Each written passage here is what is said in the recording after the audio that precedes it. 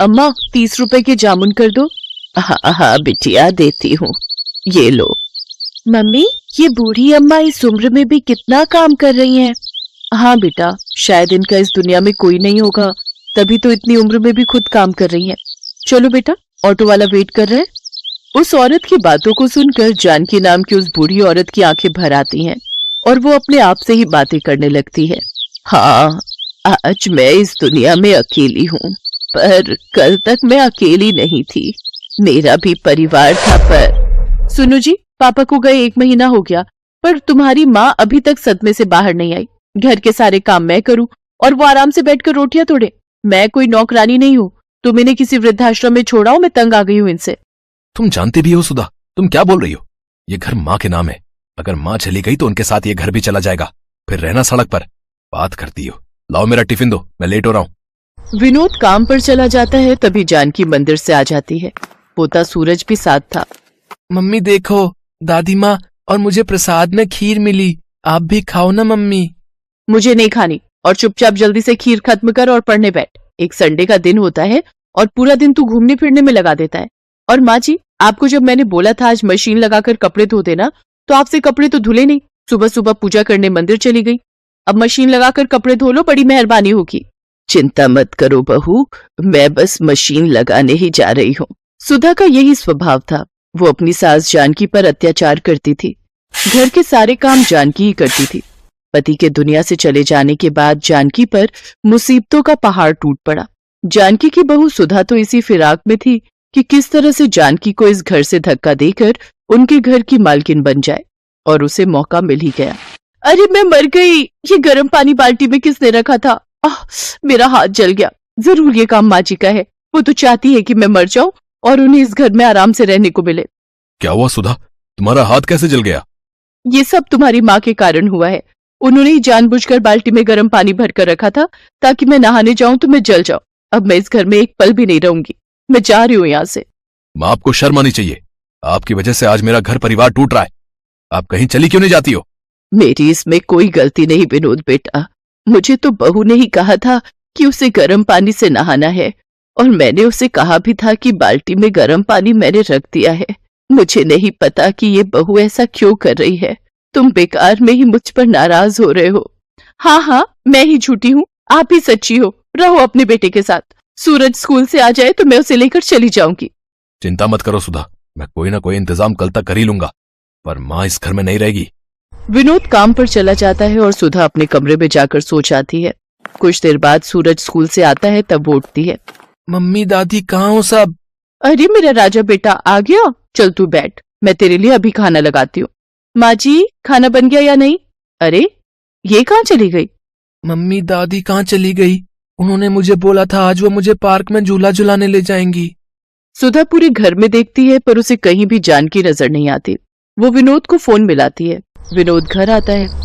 विनोद, सूरज माँ जी से मिलने के लिए रो रहा है, अब उसे कैसे समझाएं? चिंता मत करो सुधा, मैं सूरज को समझाता हूँ। सूरज बेटा रोते नहीं है, तुम्हारी दादी जी हरिद्वार गई हैं, वहां एक बहुत बड़ी पूजा होने वाली है, इसलिए उन्हें आने में थोड़ा समय लगेगा। कुछ दिनों बाद तुम्हारी दादी आ जाएंगी, ठीक है?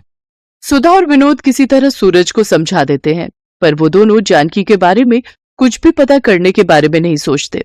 जानकी सड़कों पर अकेली बेसहारा घूम रही थी। जानकी के पास जो थोड़े बहुत पैसे थे वो लेकर वो दूसरे शहर आ गई और एक झुग्गी में रहकर अपना गुजारा करने लगी। अब तो बहुत से झुग्गी वाले जानकी को जानते थे। जानकी को घर से निकले आज 10 साल हो गए। पिछले 10 सालों से जानकी अपने परिवार से दूर है, पर विनोद और सुधा ने उसे ढूंढने तक की कोशिश नहीं की। गर्मियों का सीजन आया तो जानकी ने मंडी से जामुन खरीदे और जामुन बेचने लगी। आज 80 साल की उम्र में जानकी इस दुनिया में परिवार के होते हुए भी अकेली है और आज भी खुद से कमाकर अपनी जिंदगी गुजार रही है। जानकी काकी, घर चल रही हो? मैं घर ही जा रही हूँ। शोभा बिटिया, अभी बहुत जामुन पड़े हैं, मैं सोच रही हूँ कुछ देर और बैठ जाती हूँ, थोड़े और बिक जाएंगे तो नुकसान नहीं होगा। लाला के जामुन के पैसे लौटाने हैं, घर ले गई तो जामुन खराब हो जाएंगे। और तुम्हारी नारियल पानी की बिक्री हुई क्या आज थोड़ी? हाँ काकी, आज बाजार में घूम कर बेचिए तब जाकर बिके। मैं तो कहती हूँ मुझे दे दिया करो बेचने के लिए, पर तुम मानती कहाँ हो काकी? नहीं बिटिया, तुझे भी तो अपने घर का ख्याल रखना है। तू भी तो कितनी मेहनत करती है ना। तेरे बापू की तबीयत ठीक नहीं रहती, माँ भी तो घरों में काम करती है। कम से कम तू मेहनत करके घर को चला लेती है, ये बहुत बड़ी बात है बिटिया। चिंता मत कर, मेरी बूढ़ी हड्डियों में बहुत ताकत है। जिंदगी के दुखों ने मेरे शरीर को मजबूत बना दिया है। तुमसे बहुत कुछ सीखने को मिलता है काकी। अच्छा मैं घर चलती हूँ, फिर तुम आराम से आ जाना। जानकी को जामुन बेचते रात हो गई। उसके पास अभी भी जामुन बचे हुए थे। तभी उसके पास एक गाड़ी आकर रुकती है। अरे यार, जामुन खाने का बहुत मन हो रहा है, चल ना उन अम्मा से जामुन लेते हैं। एक काम कर, तू जल्दी से जाकर ले आ, मैं गाड़ी साइड लगाता हूँ। अम्मा 50 रुपए के जामुन कर दो। अभी करती हूँ बेटा।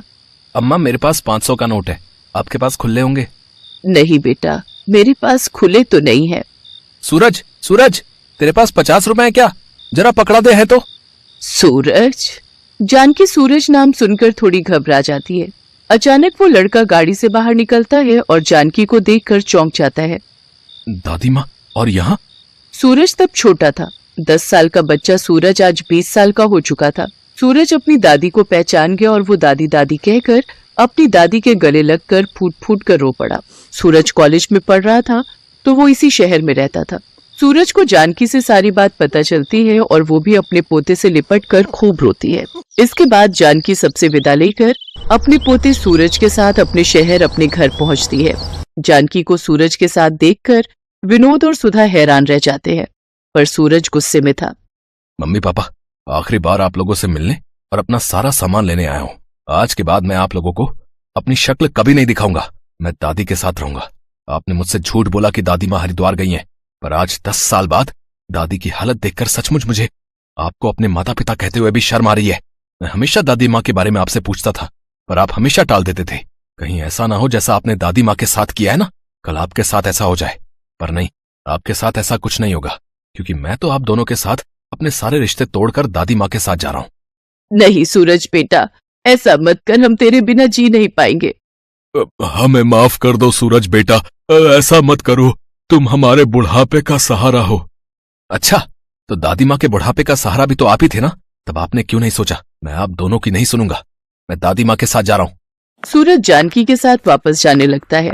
तभी सुधा और विनोद रोते बिलखते जानकी के पैरों में गिर जाते हैं। माँ जी मुझे माफ कर दो, मुझसे गलती हो गई माँ जी। माँ, सूरज को समझाओ ना माँ। जानकी वहीं रखी एक कुर्सी पर बैठ जाती है। नहीं सूरज बेटा, अब मुझे किसी डॉक्टर की जरूरत नहीं। मैं अपने पोता और बेटा बहू से मिल ली। अब जीने की इच्छा नहीं सूरज बेटा। अपने माता पिता को माफ कर देना। अपने माता पिता की खूब सेवा करना। माता पिता का आशीर्वाद भगवान का आशीर्वाद होता है। हमेशा खुश रहना बच्चों। इतना कहते ही जानकी की गर्दन एक ओर लुढ़क गई। ऐसा लग रहा था मानो वो अपने बेटा बहू और पोते से मिलने के लिए ही अब तक इस दुनिया में जिंदा थी। विनोद और सुधा की आंखों में शर्मिंदगी के आंसू थे। सूरज अपनी दादी से लिपटकर बहुत रोता है। आज उसकी दादी गरीबी में जिंदगी के दुखों को झेलते हुए इस दुनिया से जा